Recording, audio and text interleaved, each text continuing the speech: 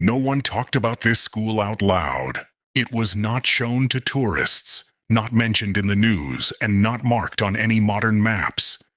She stood on the edge of the city, where the asphalt gradually turned into cracked concrete, and the lanterns went out one after another, as if they didn't want to shine any further.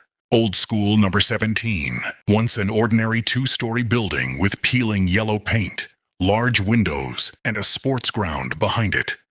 Now, a black silhouette among the weeds, with broken windows, a stabbed door, and silence pressing on the ears. I only knew about her by hearsay. Don't go there, I was told when I was a child.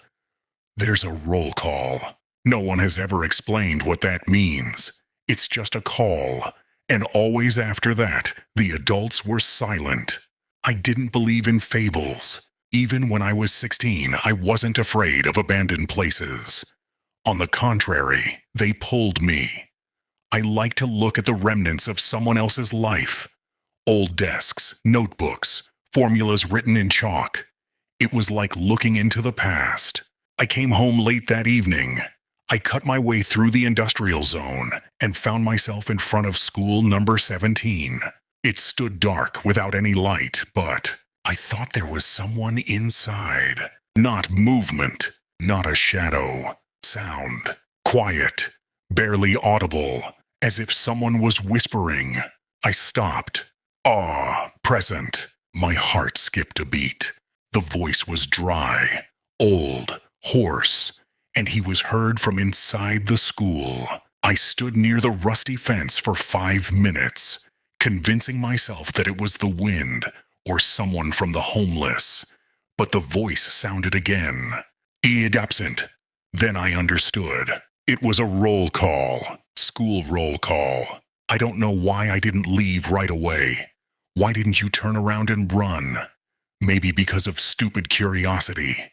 Perhaps because the voice sounded but familiar.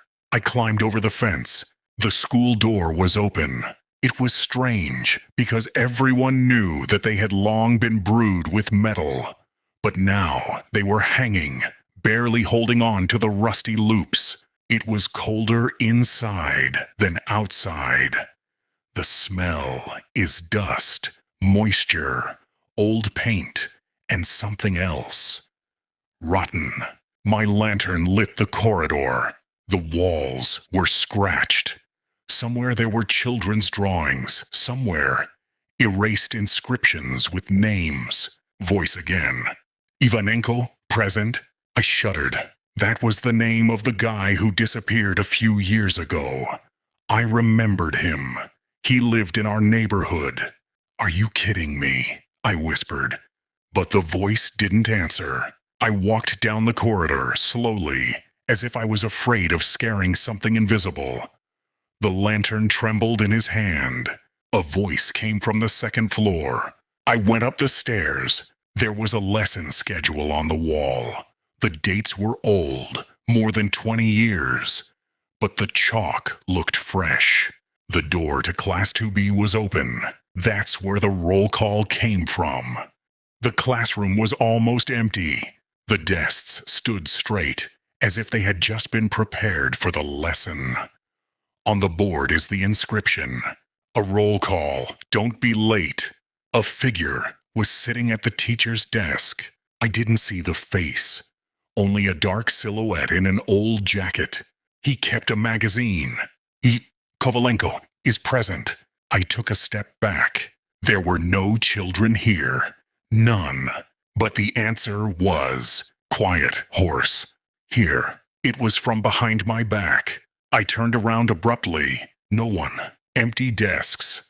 My breathing became ragged. "Who's here?" I shouted. The silhouette at the table slowly raised his head, and I saw that he had no face. There was only a black void, as if someone had erased it with an elastic band. "Don't interrupt the lesson," he said. "You're late." I rushed to the door, but it slammed in front of me. The voice continued. "Smia Savchuk, absent." Every time he said absent, it got colder in the classroom. I could feel something looking at me from behind the desk. Not with eyes, but with memories. You're not from our class, I said, trying not to panic. I'm not studying here. The silhouette leaned over the magazine. Everyone here once studied, he replied. It's just that not everyone has finished. I started to hear a whisper. Names. Dozens of names repeated from different angles of the class. They climbed into my head as if someone was flipping through the pages of my memory. I saw shadows behind the desks. The children were sitting, pale, motionless, with empty eyes. Some had no faces. Some had their mouths sewn up. That's not real, I whispered. More real than you, answered the voice. The roll call was coming to an end. I felt it as clearly as they feel the thunderstorm before the rain. The silhouette turned the page of the magazine. I'm alone, he said. The classroom became quiet. Even the whisper disappeared. The latter always answers by himself, he added his voice. I understood. No. I shook my head. That's not my name. You don't know me. The silhouette slowly stood up. We know everyone who comes here, he said. I opened a magazine. 11. I saw the page. All names were crossed out, except for one, mine. He said it clearly, slowly, with pleasure. Your name. The light of the lantern went out. Present? 12. I was paralyzed. I could feel the shadows rising from behind the desks. They pulled their hands towards me, cold as a stone. I didn't answer. A second. The answer is mandatory, said the voice. Otherwise you will stay after school. I screamed, no, and the door opened abruptly. I ran out of the classroom. The corridor swirled before my eyes. Stairs, heartbeats, heavy breathing. I heard footsteps behind me. Didn't run. I'm walking, calm, methodical. The roll call is not over yet, the voice sounded. I flew into the yard and fell into the weeds. The school was dark and dead. Silence. I lay down for so long before I dared to get up. The night was normal. No votes. I thought it was a hallucination, stress, fantasy. But when I took out the phone, there was a notification on the screen. Reminder, tomorrow at 0 Wells Works is a roll call.